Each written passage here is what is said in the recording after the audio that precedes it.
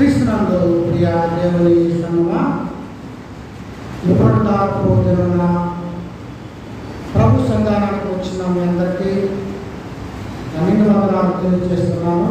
అలాగే ఇట్టి భాగ్యం ప్రభు మనకు ఇచ్చినందుకు దేవునికి కృతజ్ఞతలు తెలియజేస్తున్నాను. పరిశుద్ధ లేఖన భాగాన్ని చదువుకున్న పిదప ప్రార్థనతో ముందుకు వెళ్దాము. దినంతో ఏర్పాటు చేయబడిన పరిశుద్ధ లేఖన భాగము లూకా సువార్త 15వ అధ్యాయము మొదటి 3 వచనములు చదువుగా ఉందాం. ఒకప్పుడు సమస్తమైన సుందరులను పాపులను ఆయన బోధ వింటకు ఆయన దగ్గరకు వచ్చుచుండగా పరిసయ్యులను శాస్త్రులను అనిపించి ఇతడు పాపులను చేర్చుకొని వారితో కూడా భోజనం చేయించుండని చాలా సంభవములు. అందుకని వారితో ఈ ఉపమానం చెప్పు. చాలురా చదవనటువంటి లేఖన భాగాలకి ముందుగా చదువు ప్రార్థన చేసుకుందాం. మహాకరుణను మహోన్నతులను సర్వశక్తి మిక్కిలి కనికరం కలిగిన ప్రభువా, ఈ దినం నేను ఆరాధన చేయడానికి, ఘనపరచడానికి, మీ సన్నిధికి రావడానికి, ఈ పరిశుద్ధ దినంలో పాల్గొన పొందడానికి మీరు మాకు ఇచ్చినటువంటి బాధ్యతను బట్టి ఉన్నారు. ఇంతవరకు పాటల్లో, సాక్ష్యాల్లో, ఆరాధనలో అన్ని విషయాల్లో మహిమ పొందినారు తండ్రి. నీ వాక్యము మాకు అవసరమైంది, బ్రతికించేది, బాధలు నెమ్మదించేది. నీ పక్షాన నిలబడబోతున్న నన్ను సిరుగు చాటున మరుగుపరచండి. అందరితోనూ ఈ ఆత్మచేత మాట్లాడి అందరి హృదయంలోనూ వాక్యం ఫలించినట్టుగా సహాయం దయచేసి మహిమాగంతో ప్రభావాలు మా ద్వారా మీరే పొందమని యేసు దినామని అడిగి వేడుకున్నాం తండ్రి. ఆమేన్. కృష్ణందు ప్రియా దేవుని బిడ్డలారా, యేసుక్రీస్తు ఈ లోకంలో ఉన్నప్పుడు ఆయన అనేకమైనటువంటి ఉపమానాలు బోధించున్నాడు. ఉపమానం లేకుండా ఏ బోధ కూడా ఆయన చేయలేదు. ఎందుకంటే ఆనాడు ఉన్నటువంటి ఆ సమాజం ఎక్కువగా విద్య లేనటువంటి వారుగాను ఉండుటను బట్టి వారికి ఉపమానాలుగా పరలోక సంబంధమైనటువంటి విషయాలను భూ సంబంధమైనటువంటి విషయాలతో జోడించి అర్థమయ్యేటువంటి రీతిలో ఆయన బోధించున్నాడు. యేసు ప్రభు కంటే గొప్పగా బోధించినటువంటి వారు ఎవరు ఉండరు. ఆయన గొప్ప బోధకుడుగా యేసుక్రీస్తు ఆయన ఉన్నాడు.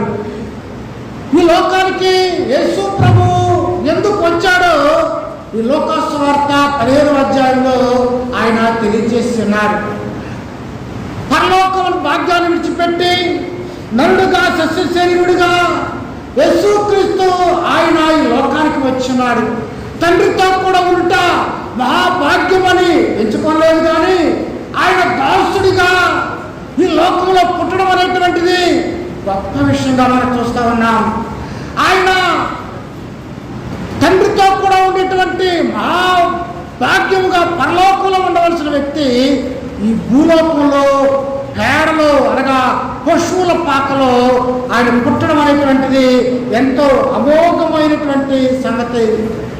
ఆయన పరిశుద్ధుడై ఉండి పాపుల కొరకు రావడము, అంతేకాకుండా ఆయన వెదకి వచ్చినటువంటి వారిగా బైబిల్ చెబుతుంది.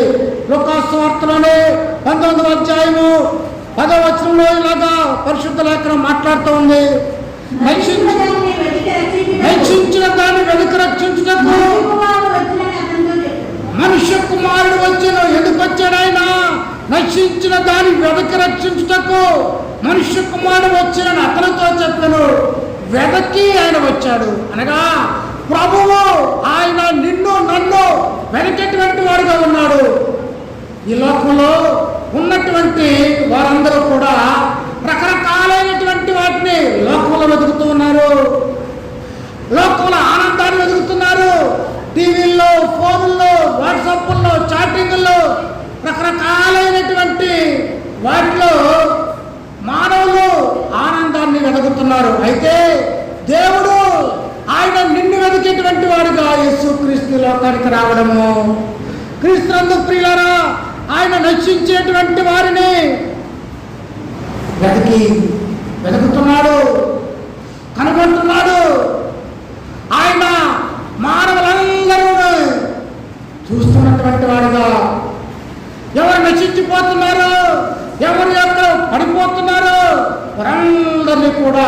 దేవుడు వెతుకుతున్నాడు. వారిని సరైనటువంటి త్రావులో పెట్టడానికి దేవుడు వెతుకుతున్నాడు. క్రీస్తునందు ప్రియులారా, నతానేలు చెట్టు కింద బాధలో ఉన్నప్పుడు నతానేలుని దేవుడు వెతికి పట్టుకున్నాడు. చెట్టు మీద ఉన్నాడు, నిన్నెవరు చూడకూడదు, నేను యేసును చూడాలని అనుకుంటే చెట్టలో దేవుడు చూస్తున్నాడు. క్రీస్తునందు ప్రియ దేవుడులారా, 38 ఏళ్ల నుండి రోజు అయింది ఆ బెతెస్దా కోనేరు వద్ద బాధపడుతున్నాడు. ఆయన ఆ పరుపు ఎంత కంపు కొట్టిందో, ఆయన ఎలాంటి దుస్థితిలో ఉన్నాడు, ఆయనకు స్వస్థత పొందుదాం అన్నటువంటి నిరీక్షణ కూడా లేదు. ఎందుకంటే 38 ఏళ్ల నుండి ఉన్నాడంటే మామూలు సంగత. ఆయనలో నిరీక్షణ లేదేమో కానీ యేసు ప్రభువే ఆయన వెతుక్కుంటూ వెళ్ళి ఆయనను చూసి స్వస్థ పొందగోరుతున్నావా, నువ్వు బాగుపడగలుగుతున్నావా అనగా అలాంటి బాధల్లో సాధకాలతో ఎవరైతే బాధపడుతుంటారో యేసు ప్రభువే వాళ్ళ దగ్గరకు వెళ్ళేటువంటి వాడుగా, స్వస్థపరిచినటువంటి వాడుగా. క్రీస్తునందు ప్రియ దేవులారా, దేవుడు తప్పిపోయినటువంటి వారందరినీ కూడా ఆయన ఎదుగుతున్నాడు. ఆదామును కూడా, ఆదామా చక్కని నా కుమారుడు అని ఎక్కడున్నావని ఆదాము వెతికినటువంటి దేవుడు. క్రీస్తునందు ప్రియులారా, ఇతను దేవుడు తప్పిపోయిన వారందరినీ కూడా ఆయన దరిలోకి తీసుకురావాలని, ఈ లోకంలో రకరకాలైన పరిస్థితుల్లో తప్పిపోయినటువంటి వారిని మరలా తిరిగి రికన్సిలేషన్ సమాధానపరచాలని, మరలా తిరిగి ఆయన యొద్దకు చేర్చబడాలని అనగా దేవుని ఉద్దేశము ఏ ఒక్కరు కూడా తప్పిపోవడము ఆయనకు ఇష్టం లేదు. అందరూ సరైనటువంటి మార్గంలో ఉండాలనేటువంటిది, ఏ ఒక్కరు రక్షించిపోవుట, నరకానికి వెళ్ళుట ఆయనకి ఇష్టం లేదు. ఎవరు దండ ఊరిలో పడకుండా ఉండాలని ప్రభువు ఆయన ఉద్దేశము.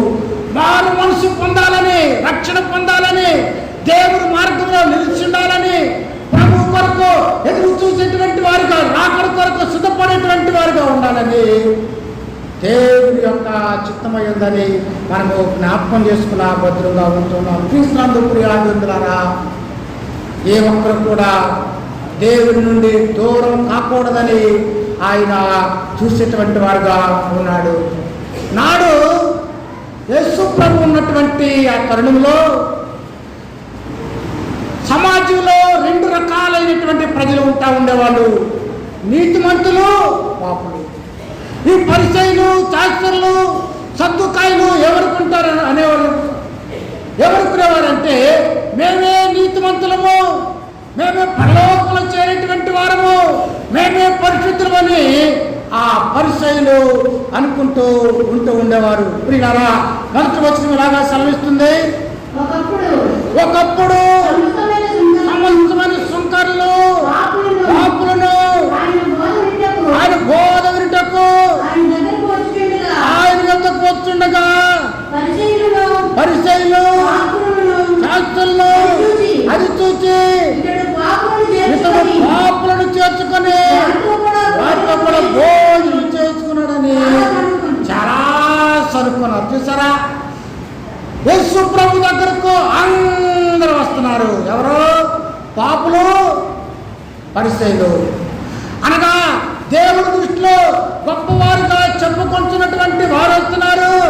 అలాగే పాపులైనటువంటి వారు, మంచివారు, చెడ్డవారు యేసు ప్రభు దగ్గర అందరూ వస్తున్నారు. కానీ ఈ పరిసయ్యులు ఏమనుకున్నారంటే మేమే గొప్పవారం. ఎందుకు? మేమే పరిశుద్ధులం, మేమే దేవునికి యోగ్యమైనటువంటి వారము. యేసు ప్రభు కూడా ఆయన పాపులతో కూడా ఉంటున్నాడు. ఆయన పాపుని స్నేహితుడిగా పిలువబడ్డాడు. క్రీస్తునందు ప్రియులారా, యేసు క్రీస్తు ఆయన ఎవరి స్నేహితుడు? పాపులకు స్నేహితుడుగా పిలువబడ్డాడు. ఆయన పాపిని ప్రేమించేవాడుగా ఉన్నాడు. పాపిని ప్రేమించాడు కానీ ఆయన పాపాన్ని ప్రేమించిన వాడు కాదు. యేసు ప్రభులో ఉన్నటువంటి గొప్పతనం ఏంటంటే ఆయన అందరినీ బాధింపబడుతున్న ప్రతి ఒక్కరిని పాపులైనటువంటి వారిని, సుంకరుల్ని ఆనాడు సమాజంలో కొంతమంది తక్కువగా తృణీకరింపబడినటువంటి వారుగా, అనగారినటువంటి వారుగా పిలవబడతా ఉండేవాళ్ళు. వారిలో ముఖ్యంగా ఈ సుంకపు గుప్తుదారులు, చర్మకారులు, వడ్రంగి పనివారు, ఇలాంటి వారిని పాపులుగా పరిగణించేవారు. గొర్రెల కాపరిని, 4 పనులు చేసేటువంటి వారిని సమాజము పాపులుగా గుర్తించింది. ప్రభు అయితే ఎక్కువగా వెళ్తూనే ఉండేవాడు. హల్లెలూయా. అంటే ఈ లోకము, పరిచయాలు, చాచర్లు ఎవరైతే తృణీకరిస్తున్నారో, ఎవరైతే అణిచివేస్తున్నారో, యేసు ప్రభు అనగారినటువంటి వారితో, త్రోసివేసినటువంటి వారితో ఉండేటువంటి వారు. ఆనాడు ఉన్నటువంటి ఆ సమరయుని దగ్గరకు ఈ పరిచయం వెళ్ళేవాళ్ళే కాదు, కానీ యేసు ప్రభు పరిగెట్టుకుని మరి సమరయుని దగ్గరకు మధ్యాహ్నం పూట వెళ్ళాడు ఆయన. చూసారా అద్భుతం. కానాను స్త్రీ, ఆ మనగాడినటువంటి స్థితిలో ఉన్నటువంటి ఆమె దగ్గరకు వెళ్తాం. శుభ్రానికి ప్రాంతానికి యేసుప్రభు వెళ్ళడం అనగా, యేసుప్రభు ఎప్పుడు కూడా సమాజంలో ఎవరైతే తృణీకరించబడి హట్టడిగి ఉంటారో వారి వద్దకే యేసుప్రభు సేవలు అందినటువంటివిగా మనం చూస్తూ ఉన్నాం. చదివినటువంటి లేఖన భాగంలో కూడా ఈ పరిచయులు యేసుప్రభు మీద దుమ్మెత్తిపోస్తున్నారు. ఈయనంటే పరిశుద్ధుడు కదా, దేవుని వాక్య ప్రబోధన చేయాలంటే పరిశుద్ధత ఉండాలి. కానీ ఈయన పాపులతో కూడా తిరుగుతున్నాడు, ఇలాంటి వారితో కూడా స్నానం చేస్తున్నాడు అని బైబిల్ చెబుతుంది. సరుగుకుంటున్నారు. అంతేకాదు వాళ్ళతో స్నేహం చేయడమే కాదు, ఆయన ఏం చేస్తున్నాడు, కలిసి భోజనం చేస్తున్నాడు. భోజనం చేస్తున్నాడు వారితో. కృష్ణుడు ప్రియాదులారా, యేసు ప్రభు మీతో కూడా భోజనం చేయాలని ఆయన హృదయం అనే తలుపు వద్ద నుండి తట్టుచున్నాడు. ఎవరైనా కావచ్చు, కానీ ఆయన అందరితో కూడా యేసు ప్రభు ఉండాలని, ఆయన ఆశపడేటువంటి వాడిగా ఉన్నాడని జ్ఞాపకం చేసుకోవాలి. ఎందుకంటే చెప్పినటువంటి ఉపమానంలో యేసు ప్రభు 3 విషయాలను ఆయన చెప్పాడు. మొదటిగా తప్పిపోయిన గొర్రె, రెండవదిగా కాయిన్స్, వెండి నాణ్యాలు, 10 వెండి నాణ్యాలు ఒకటి పోతే దాని గురించి చెప్పాడు. మూడవదిగా తప్పిపోయిన కుమారుడు. 3 కూడా తప్పిపోయినాయి. మొదటి దానికి గొర్రెకు ఆత్మ లేదు, రెండవ దానికి ప్రాణం లేదు, మూడవ దానికి తప్పిపోయిన కుమారుడికి ఆత్మ, శరీరము, ప్రాణం కూడా ఉన్నాయి. మొదటి దాన్ని రక్షించడానికి 99 వదిలేశాడు ఆయన. 99 వదిలేశాడు ఆయన. రెండవ దాని కొరకు దీపం వెలిగించి ఊడ్చి శుభ్రం చేసి ఆమె కనుగొన్నప్పుడు ఎంతో సంతోషం కలిగింది. మూడవదిగా తండ్రి నుంచి వేరైపోయాడు. తండ్రి యొక్క ప్రేమను అందులో చూస్తూ ఉన్నాం. తండ్రి ఆయన కొరకు ఎదురు చూడడం ఈ లోకంలో ఎవ్వరూ వెతకలేదు, చూడలేదు. కానీ తండ్రి ఎంత ప్రేమను కుమారుని ఎడల కనపరిచాడు. అనగా ఈ లోకంలో తప్పిపోయినటువంటి వారి ఎడల, సరైనటువంటి మార్గంలో లేని వారి ఎడల దేవుని యొక్క శ్రద్ధ ఏంటో ఈ 3వ ఉపమానంలో మనము గమనించవచ్చు. ఈ విషయాలు 3 కూడా యేసు ప్రభు దేవుడు తన శ్రద్ధను ఎంతగా మన ఎడల కనపరుస్తున్నాడు అన్న విషయాన్ని ఈ 3 ఉపమానాల ద్వారా ప్రభు చెప్పినటువంటి వాడు ఉన్నాడు. అందువల్ల మొట్టమొదటి విషయంలో యేసు ప్రభు ఆయన గొర్రె గురించి మాట్లాడుతూ ఉన్నాడు. క్రీస్తునందు ప్రియులారా, మనమందరము కూడా దేవునికి చాలా ప్రయోజనమైనటువంటి వారము, ప్రాముఖ్యమైనటువంటి వారము దేవుని యొక్క దృష్టిలో. ముందుగా ఈ వాక్యాన్ని చదువుదాము. యెషయా గ్రంథము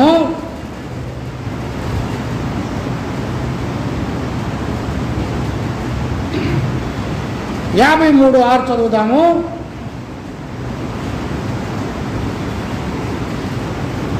మనమందరము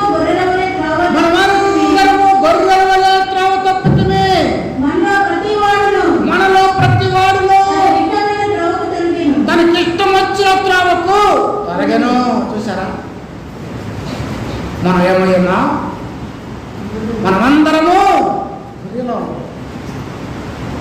మనమందరము త్రోవ విడిచినటువంటి వారము.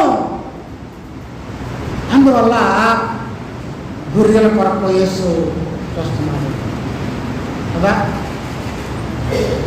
ఎందుకు గొర్రెల కొరకు చూస్తున్నాడంటే గొర్రె కాపర్ లేకపోతే బ్రతకలేదు. చూసారా, అడవిలో అన్ని జంతువులు ఉంటాయి. ఏముంటాయి? అడవి పందులు ఉంటాయి, అడవి గుర్రాలు ఉంటాయి, సింహాలు ఉంటాయి, పుల్లు ఉంటాయి. కానీ అడవిలో ఏముండదు? గొర్రె ఒకటే ఉండదు, అన్నీ ఉంటాయి. అలాగే జలాల్లో కూడా చాలా సంపద జంతువులు ఉంటాయి, గొర్రె ఉండదు. గొర్రె ఎక్కడ మాత్రమే ఉంటుంది అమ్మా? గొర్రె ఎక్కడ ఉంటుంది? భూమి మీద మాత్రమే ఉంటుంది. అంతేకాదు, గొర్రె తను స్వతగా ఆహారాన్ని సంపాదించుకోలేదు. కాపుంటే తప్ప గొర్రె బ్రతకలేదు. అందుకనే గొర్రెను ఇన్నోసెంట్ యానిమల్ అంటారు. నిర్దోషంగా బ్రతకలేనటువంటి జంతువుగా పిలుస్తారు. అందువల్ల అలాంటి ఇన్నోసెంట్ యానిమల్ కొరకై, జంతువు కొరకై ప్రభువు వెతుకుతా ఉన్నాడు. ఎక్కడ తప్పిపోతున్నామని, ఎక్కడ త్రోవ విడిచినటువంటి వారుగా ఉన్నామని, మరలా ప్రభు దగ్గరకు మనము రావాల్సినటువంటి వారు ఉన్నామని. లేఖనంలో ఒక మాట చదువుదాము. హోషేయ గ్రంథము 11:8 చదువుదాం.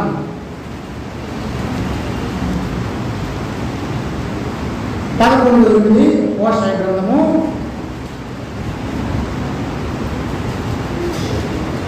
చదువుతున్నాం చూడండి. హోషేయ గ్రంథము 11:8. ఎఫ్రాయిము,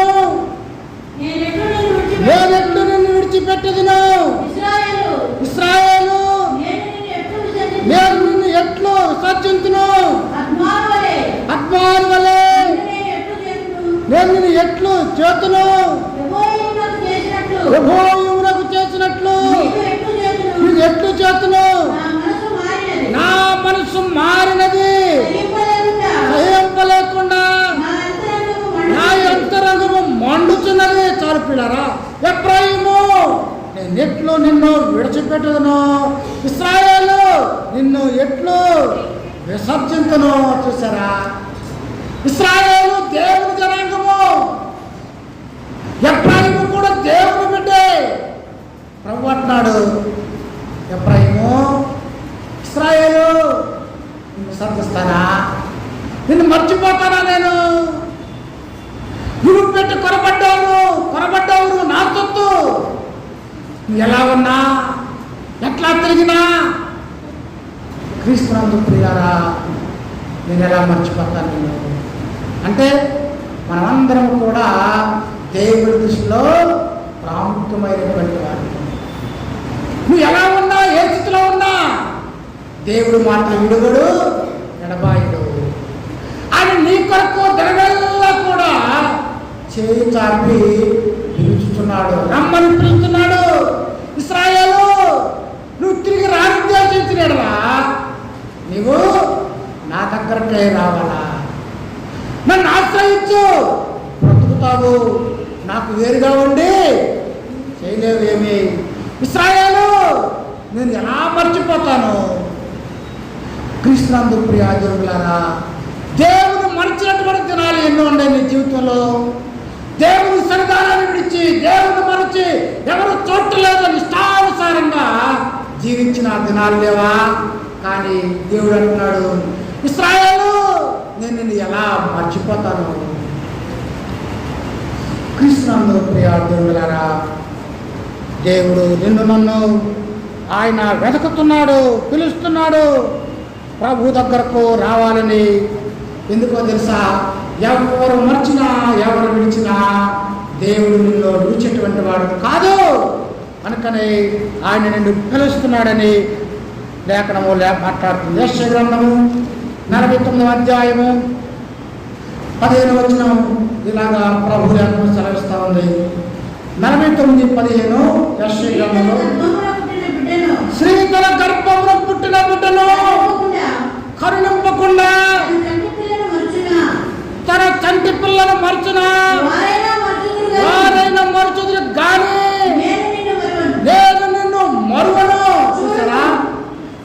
క్రీస్తునందు ప్రియులరా, బైబిల్ చెబుతుంది, స్త్రీ తన గర్భమును పుట్టిన బిడ్డ కనపకుండా తన తండ్రి బిడ్డను మరచునా మరవచ్చావు కదా. బాగా ఇసుకిచ్చిన పిల్లలు ఏమంటారు, ఒరే చెడగొట్టేవారు అంటారు అన్నా ఉండేరా దానిగా.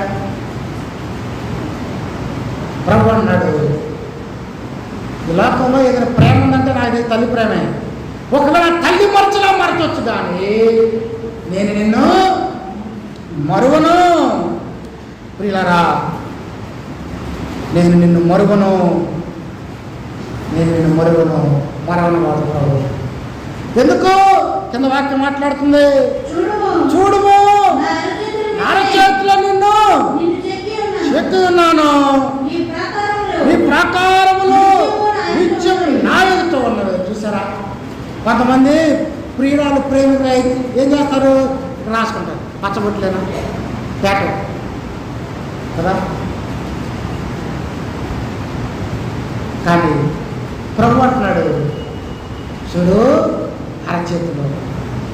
మనం ప్రతిరోజు చేతులు చూసుకుంటామా లెగ్గానే? ప్రభు అంటున్నాడు, నీ పేరు నాకు. ఒకవేళ లోకంలో నీకు ఆధార్ కార్డులో రేషన్ కార్డులో ఉందామని పేరు ఒకసారి ఇక్కడ పోతూ ఉంటాయి.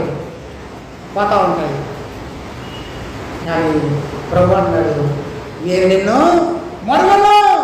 ఎందుకో తెలుసా, నువ్వు నా వాడవు, నువ్వు తగ్గిపోయినటువంటి స్థితిలో ఉన్నావు ఈ లోకంలో. కానీ పిల్లరా, ప్రభు పిలుస్తున్నాడు. లోకాసు వార్తలో 15వ అధ్యాయంలో ఒక ఆయనకు గొర్రెలు ఉన్నాయి. ఎన్ని గొర్రెలు?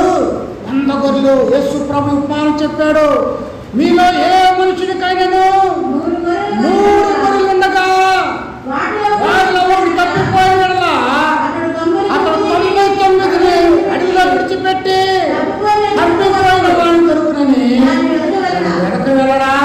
చూసారా, యేసు ప్రభు యొక్క ప్రేమ ఎంత గొప్పదంటే 99 గొర్రెలను విడిచిపెట్టాడు. నాకు అనిపిస్తుంది, ఈ 99 గతి ఏం కావాలా? What about security of the 99 ship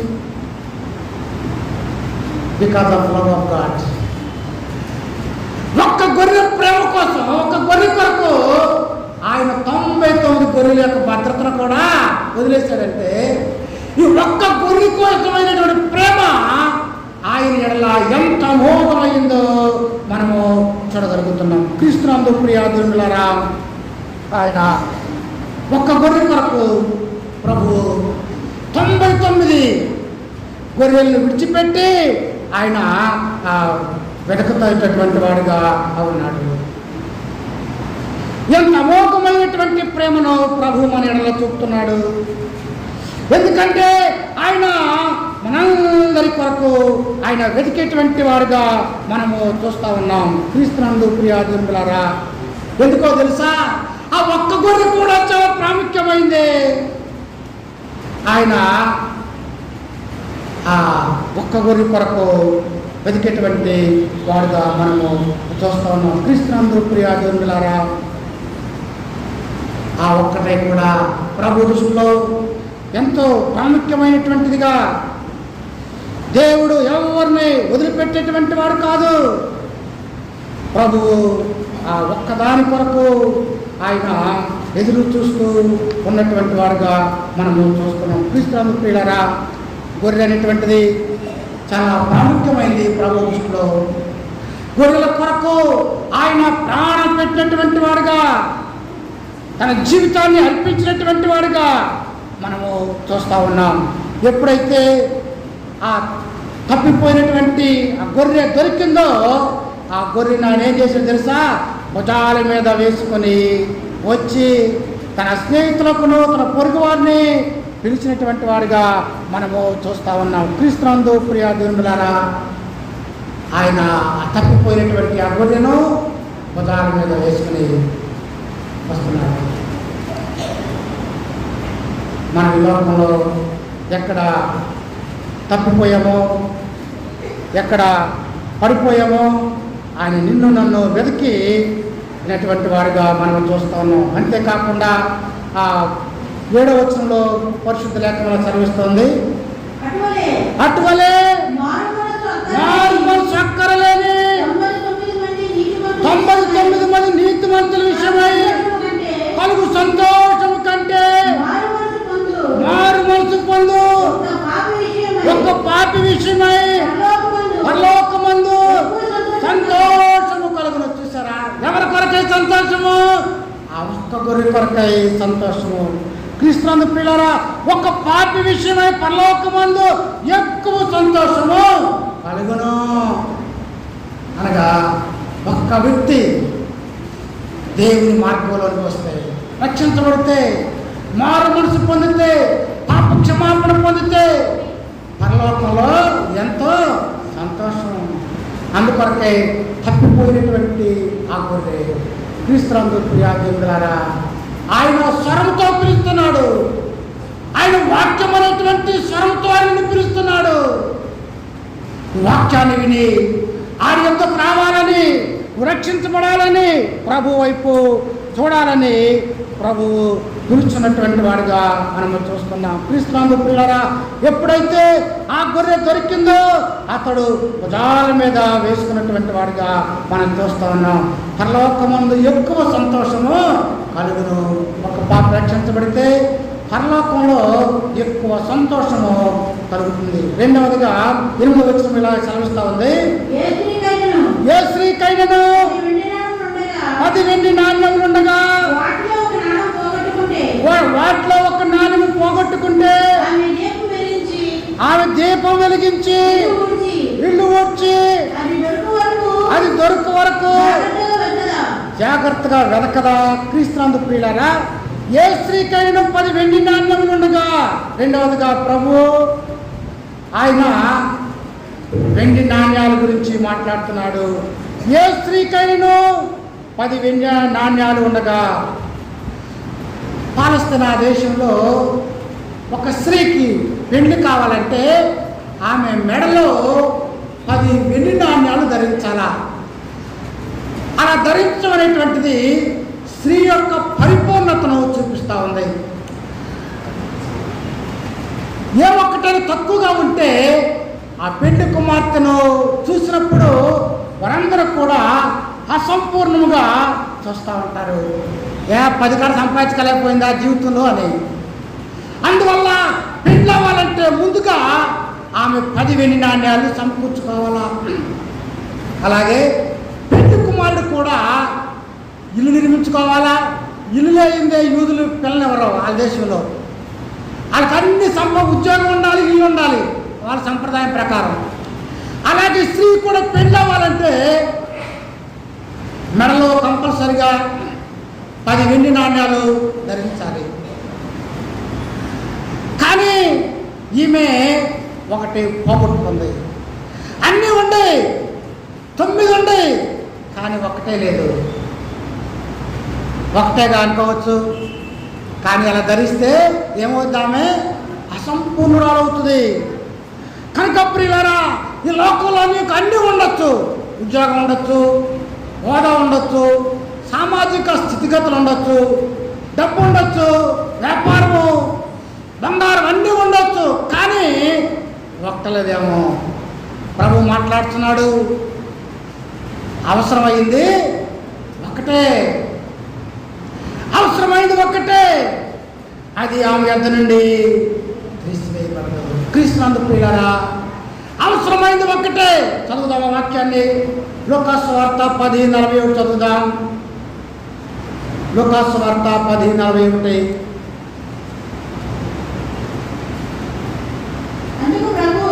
అందుకు ప్రభు మార్తా మార్తా,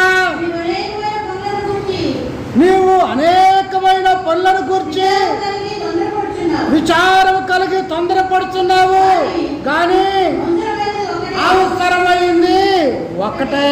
క్రీస్తునందు ప్రియులారా, అవసరమైంది ఏంటి? ఈ మరియా యేసు పాదాల యొద్ద కూర్చుంటలే. అనగా అవసరమైంది ఏంటంటే యేసు ప్రభు నీకు కావాలి. ఈ మరియ ఉత్తమమైన దాన్ని, అవసరమైన దాన్ని అనగా యేసు ప్రభు యొద్ద కూర్చుని పాదాల యొద్ద కూర్చుని ఆయన ముఖాన్ని చూస్తా ఉంది, ఆయన ముఖ దర్శనం చేస్తూ ఉంది. క్రీస్తునందు ప్రియులారా, అన్నీ ఉండొచ్చు, కానీ యేసు ప్రభు లేకపోతే నీకు అన్నవన్నీ సున్నా కదా. లోకంలో అన్నీ ఉండొచ్చు, కానీ ప్రభు ఉన్నాడా నీ గృహంలో? నీలో యేసు ప్రభు ఉన్నాడా? పిల్లలు ఎన్ని సున్నాలుండా దాని పక్కన ఉండలేదనుకో, సున్నాకి విలువ ఉంటుందా? ఉండదుగా. ఆ ఒకటి పెడితే 10 అయిపోతుంది. అలాగే ఈ లోకంలో నీకు అన్నీ ఉండొచ్చు, కానీ యేసు ప్రభువు ఉన్నటువంటి జీవితము నువ్వు కావాలని జ్ఞాపకం చేసుకో. క్రీస్తునందు ప్రియులారా, సంసోను బలం ఉంది, అన్నీ ఉన్నాయి, కానీ ఆ ఫిలిష్తీయులు వచ్చినప్పుడు చూస్తే ఆయనలో ఏం లేదు, బలం లేదు. ఏమైపోయింది? యెహోవా ఎడబాల్చెను సంసోను. క్రీస్తునందు ప్రియులారా, ఫిలిష్తీయులు వచ్చినప్పుడు దెలీలా లేపినప్పుడు గుంజుకున్నాడు, కానీ ఆయనలో బలం అనేది. నీలో ప్రభు ఉంటే ఏదైనా ఉండొచ్చు లోకంలో, కానీ యేసు ప్రభు కలిగినటువంటి జీవితము నీలో ఉండాలని జ్ఞాపకం చేసుకో. క్రీస్తునందు ప్రియ దేవులారా, మనమందరము కూడా ప్రభువును కలిగినటువంటి జీవితం, పరిపూర్ణమైనటువంటి జీవితము నీలో ప్రభువును కలిగి ఉన్నప్పుడు నీలో కలుగుతుందని లేఖనము మాట్లాడుతున్నది. పరమగీతాలు 3వ అధ్యాయం 1వ వచనం చదువుతాము. పరమగీతాలు రాత్రివేళ పరుండి నేను నా ప్రాణప్రియుని వెతికితిని, వెతికినట్టు నాకు కనబడలేదు. చూసారా, రాత్రిపూట పరుండి ఎవరిని వెతికింది? ప్రాణప్రియుని వెతికింది, కానీ ప్రాణప్రియుడు కనబడలేదు. క్రీస్తునందు ప్రియాదులారా, దేవుడు లవోదికయ సంఘముతో మాట్లాడుతూ ఆయన ఎక్కడున్నాడు? హృదయం అనే తలుపు వద్ద నుండి తట్టుచున్నాడు ఆయన. అంటే ప్రాణప్రియుడు ఎక్కడున్నాడు? ఇంట్లో ఉండాలా, బయట ఉండాలా? ప్రియుడు ఇంట్లో ఉండాలా, కానీ ప్రాణప్రియుడు ఇంట్లో ఉండవలసినటువంటి ప్రాణప్రియుడు ఎక్కడున్నాడు? బయట ఉన్నాడు. కారణం ఏంటి? ఆ ప్రాణప్రియుడు బయట ఉన్నాడు, లోపల గెడవేయబడింది. గెడవేయబడిందంటే లోపల మరొకరు ప్రాణప్రియుడు కాక వేరే ఒకరు ఉన్నారు కనుక ఆయన ఇంకనూ బయట ఉండే తట్టుతూ ఉన్నాడు.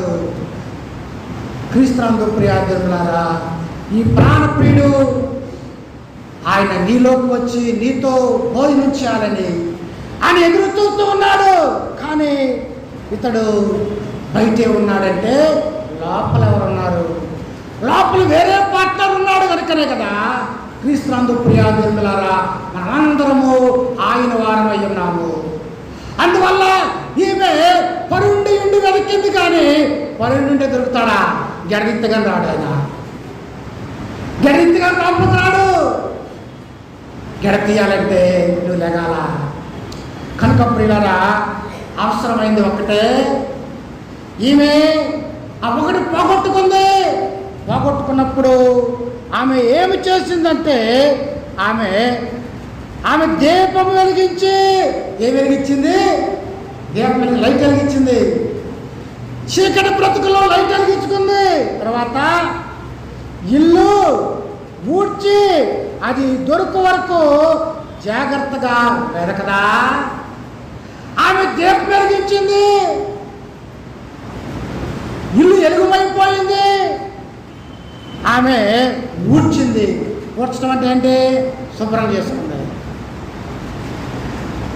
క్రీస్తునందు ప్రియాదేవులారా, బైబిల్ చెబుతుంది, నీ వాక్యము నా పాదములకు దీపము. ఒకడు దీపం వెలిగించి మంచం కింద కొంచెం కాదా పెట్టడు, కానీ అది అనేకులు ఎలుగునివ్వడానికి దీపస్తంభం మీద పెడతారు. ఈమె ఎప్పుడైతే ఒకటి పోగొట్టుకుందో దీపం వెలిగించి తన ఇల్లంతా శుభ్రం చేసేసింది. క్రీస్తునందు ప్రియులారా, యేసు ప్రభు కూడా తన శిష్యులందరిని ఏం చేశాడు? ఆయన పిలుచుకుని ఏర్పాటు చేసుకుని వారందరి పాదాలు కడిగాడు.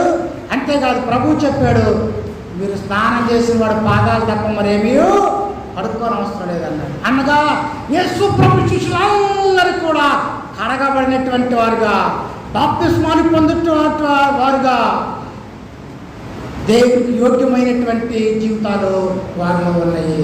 ఈమె కూడా ఆమె దీపాన్ని వెలిగించింది. క్రీస్తునందు ప్రియ దేవులారా, నీవు నేను కూడా వెలిగించబడాలి ప్రభు కొరకు. ఈమె ఎప్పుడైతే దీపం వెలిగించిందో, ఊడ్చిందో, వెతికినప్పుడు ఆమె 9వ వచనం చదువుదాము. అది దొరికినప్పుడు తన చెలికత్తెలను పొరుగు వారిని పిలిచి నాతో కూడా సంతోషించండి. ఎందుకో తెలుసా? నేను పరిపూర్ణాలైపోయా. దేనికి? పెళ్లి చేసుకోవడానికి. ఆ 10 ఉంటే ఆమె పరిపూర్ణురాలు. క్రీస్తునందు ప్రియులారా, నీవు లోకంలో ఉన్నాం. మనం ప్రభు లేకుండా పరిపూర్ణులము కాలేము.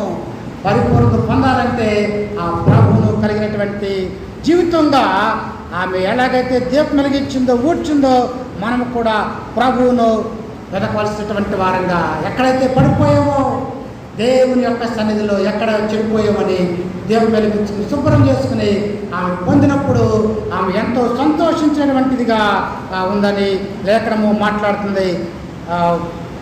క్రీస్తునందు ప్రియ దేవులారా, 11వ వచనం చదువుదాము. మరియు ఆయన ఇట్లను, ఒక మనుషునికి 2 కుమారులుండిరి. వారిలో చిన్నవాడు, తండ్రి ఆస్తిలో నాకు కొంచెం భాగం ఇమ్మని తండ్రిని అడగగా తన ఆస్తిని పంచిపెట్టెను.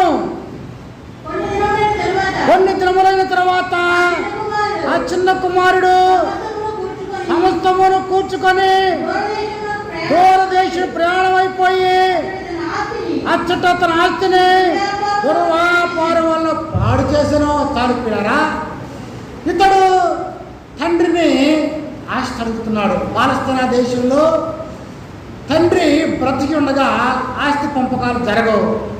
ఒకవేళ ఆ ఆస్తి తీసుకుంటే తండ్రి చనిపోయినట్టుగా అర్థం. తండ్రిని ఆస్తిని అడుగుతున్నాడు అర్థం ఏంటి? తండ్రి చచ్చిపోయినాడుగా లెక్కలకు. కుమారుడు అడుగుతున్నాడు, తండ్రి నాకు రావాల్సిన పోర్షన్ నాకు ఇచ్చేయి అని అడుగుతున్నాడు. తండ్రి ప్రేమ కలిగిన వాడు. కుమారుడు ఏదడిగినటువంటి అడిగినా లేదనడు. క్రీస్తునందు ప్రియ దేవులారా, తండ్రి ప్రేమ ఎంత గొప్పదో ఆ ప్రేమను కనుపరచడానికే ఆయన ఇచ్చిన్నాడు. ఎందుకో తెలుసా? మానవులకెల్లా ప్రాముఖ్యమైనది ఏమిటంటే మనమందరము ఆత్మ కలిగినటువంటి వారు. అందరూ ఆత్మ యెహోవా పెట్టిన దీపం. అందువల్ల ఏ ఒక్కరు కూడా నశించిపోవటం అనేటువంటిది దేవునికి ఇష్టము కాదని జ్ఞాపకం ఉంచుకోవాలి. ఈ ఆత్మ ఎల్లప్పుడూ కూడా జీవించేది, ఎల్లప్పుడూ ఉండేటువంటిది. ఇతడు తండ్రి నుంచి వేరైపోయినటువంటి వాడుగా బైబిల్ చెబుతుంది. అతడు దుర్వ్యాపారం చేసి ఆయన లోకంలోకి వెళ్ళిపోయాడు, లోకంతో కలిసిపోయాడు. వేశ్యలతో తిరిగి తనకున్న సంస్థాన్ని కూడా అతడు పాడు చేసినటువంటి వాడుగా ఉన్నాడు. క్రీస్తునందు ప్రియ దేవులారా, అతడు సమస్తమును పోగొట్టుకుని లేఖనం ఇలాగా మాట్లాడుతుంది 17వ వచనంలో, అయితే బుద్ధి వచ్చినప్పుడు వాడు నా తండ్రి ఎంతో కూలివాడును, అన్నము సమృద్ధిగా ఉన్నది, నేనైతే ఆకలితో చచ్చిపోవచ్చున్నాను. చాలు పిల్లరా, ఆ తప్పిపోయే కుమారుడికి ఎప్పుడు లేచాడు? అయితే బుద్ధి వచ్చినప్పుడు ఏమొచ్చిందండి? అతనికి బుద్ధి వచ్చిందండి. బుద్ధి ఎప్పుడు వచ్చింది? అమ్మా ఎప్పుడు వచ్చింది? మందుల దగ్గర వచ్చిందనమాట. ఎక్కడ? పందులు తినే పుట్టు దగ్గర. అక్కడికి వెళ్ళేదాకా బుద్ధి రాలా. అందరూ ఉన్నప్పుడు రాలా. బెల్లం ఉంటే శివం తక్కువ ఉంటాయా? స్నేహితులు ఉన్నారు, చక్కగా జీవితాన్ని గడిపేశాడు. కానీ అన్నీ అయిపోయినప్పుడు పందులు తినేటువంటి పొట్టు తినేటువంటి స్థితిలో అప్పుడు తండ్రి నీకు విరోధంగా నేను పాపం చేశాను, బుద్ధి వచ్చింది. కానీ నేడు మానవులకి రాట్లా. ఏది రాట్లా? బుద్ధి రాట్లా. లోకంలో రకరకాలైన పరిస్థితుల్లో, టీవీల్లో, సినిమాల్లో, వాట్సాప్లో, చాటింగ్లో, కామతత్వర జీవితాలతో చూసారా? దేశమంతా ఇప్పుడు అత్యాచారాలు బాగా పెరిగిపోతున్నాయి చూసారా? మానవుడు స్వకీయ ఆలోచన చేత మరల కలుపబడుతున్నాడు. క్రీస్తు ప్రియులారా, మానవుడు బుద్ధి కలిగినటువంటి వాడిగా ఉండాలి. లేఖనం మాట్లాడుతుంది, అతను బుద్ధి వచ్చినప్పుడు అతడు ఏమన్నాడు తెలుసా? 18వ వచనంలో, నేను లేచి నా తండ్రి వద్దకు వెళ్ళి తండ్రి నేను పరలోకమునకు విరోధముగాను నేను పాపము చేసి తిని. చాలుకున్నారా? నేను పాపం చేశాను, విరోధంగా. ఎందుకు? తండ్రి నుండి వేరైపోయాడు. చేపను ఒడ్డినైతే బతుకుద్దా? బ్రతుకుద్దా? చేపను ఒడ్డినైతే గడ్డిని భూమి నుంచి పీకితే బ్రతుకుద్దా? బైబిల్ చెబుతుంది నాకు వేరుగా ఉండి మీరేమీ చేయలేరని. తండ్రి నుంచి వేరైపోయాడు. అతడు అంటున్నాడు, తండ్రి నేను పరలోకమునకు విరోధముగా ఎదుట పాపం చేసిందని. క్రీస్తు ప్రియులారా, అతడు తప్పిపోయినప్పటి నుండి ఎవరు ఎదురు చూడడానికి కొరకు. అన్నదమ్ములు చూసారా? అక్కచెల్లు చూసారా? స్నేహితులు చూసారా? ఎవరు చూశారు? తండ్రి. Because of love of father, తండ్రి ప్రేమ. ఎప్పుడైతే అతడు తండ్రి వద్దకు వచ్చాడో, తండ్రి ఎదురు చూస్తూ ఉన్నాడు. చూసి 22వ వచనంలో, అయితే తండ్రి తన దాసులను చూచి అశస్త్ర వస్త్రం త్వరగా తెచ్చి వీని కట్టి చేతి ఉంగరము పెట్టి పాదములు చెప్పులను తొలగించుడి, దూడం చేతి వధించుడి, మనం తిని సంతోషపడదము. ఈయన కుమారుడు చనిపోయి మరలా బ్రతికెను. సాక్షిడారా, బైబిల్ చెప్తా ఉంది. ఎప్పుడైతే కుమారుడు వచ్చాడో తండ్రి ప్రేమ, ప్రశస్తమైన వస్త్రాలు. ఇప్పుడు ఏ వస్త్రాలు అనేదానికి కంపు పడుతున్నాయి కదా. ప్రశస్తమైనటువంటి వస్త్రం. ఉంగరం దేని గుర్తు? పెళ్ళి అవుతున్నప్పుడు ఉంగరాలు మార్చుకుంటారు. ఏంటి? అధికారం. తండ్రి మరలా అధికారాన్ని ఇచ్చాడు. పాదములకు చెప్పులు తొడిగి, అంటే ఆనాడు చెప్పులు అందరూ వేసుకోకూడదు, బానిస చెప్పులు వేసుకోకూడదు. చెప్పులు వేసుకున్నాడంటే అర్థం ఏంటంటే ఉన్నతమైన వాడని అర్థం ఆ రోజుల్లో. ఇప్పుడు అందరూ వేసుకుంటాం కనుక ఉన్నతమైన స్థానాన్ని చెప్పులు వేసుకోవడం అనేటువంటిది. క్రీస్తు ప్రియులారా, కొవ్విన పశువుని తెచ్చి వధించి, గొప్ప విందు కొవ్విన దూడను వధించి. క్రీస్తు ప్రియులారా, అంతేకాకుండా బైబిల్ చెప్తుంది అతడు ఇక కింద 25వ వచనంలో వాయిద్యములు నాట్యమును జరుగుట విని ఆ కుమారుడు కొరకు తండ్రి మేళాలు తాళాలు పెట్టేశాడు. వాయిద్యాలతో సంతోషం. ఎందుకు? ఈయన కుమారుడు తిరిగి బ్రతికినటువంటి వాడుగా ఉన్నాడు. క్రీస్తు ప్రియ దేవులారా, ఎంత ఆనందము, సంతోషము. 32వ వచనం చివరి వచనము, ఈ నీ తమ్ముడు చనిపోయి తిరిగి బ్రతికాను, తప్పిపోయి దొరికినని అతనితో చెప్పాను. చూశారు, ఈ నా తమ్ముడు చనిపోయి తిరిగి బ్రతికాడు. క్రీస్తు పిల్లరా, నువ్వు జీవిస్తున్న పేరుకి మాత్రమే కానీ నీవు మృతుడేనా? నువ్వు ఈ లోకంలో ఉన్నావేమో, ఎవరు చూడట్లేదు, తండ్రి ఒక్కడే ఎదురు చూస్తున్నాడు. నా కుమారుడు ఎప్పుడు వస్తాడేమోనని క్రీస్తునందు ప్రియులారా వచ్చినప్పుడు వస్త్రాలు, ఉంగరము, వాయిద్యాలతో ఎంతో ఆనందం. క్రీస్తునందు ప్రియులారా పరలోకమందున్న తండ్రి గొప్ప ప్రేమతో ఆయన పిలిచేటువంటి వాడుగా, ఇశ్రాయేలు తిరిగి రాజు జయించినలా నీవు నా దగ్గరకే రావాలి. ఎందుకో తెలుసా? తండ్రి ప్రేమ అమోఘమైంది. ఆయన యొద్ద లేనిదంటూ లేదు. జనవెల్ల చేయి చాపి పిలుస్తూ ఉన్నాడు. క్రీస్తునందు ప్రియులారా తప్పిపోయిన గొర్రె కొరకు ఆయన 99 వదిలిపెట్టి ఆయన చూసినటువంటి వాడిగా 10 వెండి నాణ్యాలు ఆ స్త్రీ ఒకటి పోగొట్టుకుంటే దీపం వెలిగించింది, ఊడ్చింది, శుభ్రం చేసుకుంది. ఒకటి దొరికినప్పుడు సంతోషించింది. తప్పిపోయిన కుమారుని కొరకు తండ్రి ఎంతో ప్రేమతో ఎదురు చూశాడు.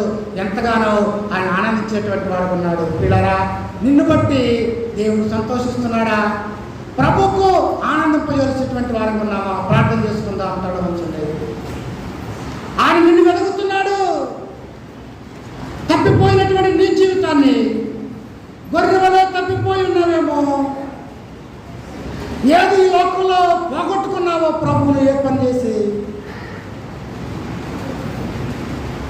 ఎలా ఉన్నా సరే, ఏ కండిషన్లో ఉన్నా సరే, ఏ స్థితిలో ఉన్నా సరే తండ్రి ప్రేమ చేచాపు దినమెల్లా పిలుస్తున్నాడు. ఆయన నీ కొరకు నా కొరకు చూస్తున్నాడు, పిలుస్తున్నాడు. ఆయన స్వరం వింటున్నావా? ఆయన వాక్యపు స్వరాన్ని తప్పిపోయినటువంటి గొర్రె కొరకై ఆయన స్వరంతో పిలిచేటువంటి వాడుగా ఉన్నాడు. నీ కొరకు ఎదురు చూస్తున్నటువంటి ప్రభు చెప్పబడిన వాక్య నిమిత్తమై దైవ సేవకురాలు శాంతకుమారి గారు ప్రార్థించాలని మనం చేస్తున్నాను. ప్రార్థించడము. మహాగణులను, మహోన్నతులను, సర్వశక్తి మిక్కిలి కనికరమైన ప్రభా, ఈ వాక్యపు మాటలు విన్న అందరిలో కూడా ఈ పరిశుద్ధాత్మ కార్యాన్ని చేయండి. వాక్యం అందరిలో ఫలించినట్టుగాను, తద్వారా నెమ్మది, శాంతి, సమాధానము వారి జీవితాలు దిద్దుకుని మీరు ఆకడ కొరకు ఎదురు చూసేటువంటి వారుగాను, వీరి జీవితంలో ఏది కావాలో దయచేయమని, మహిమ ఘనత ప్రభావాలు మీరే పొందమని యేసు దినాముడి వేడుకున్నాం తండ్రి. ఆమేన్. తండ్రి దేవుని ప్రేమ, కుమారుడు యేసుక్రీస్తు కృప, పరిశుద్ధాత్మ సహవాసం ఇప్పుడు సదాకాలం తోడయండి, కాచి కాపాడుగాక. ఆమేన్. God bless you.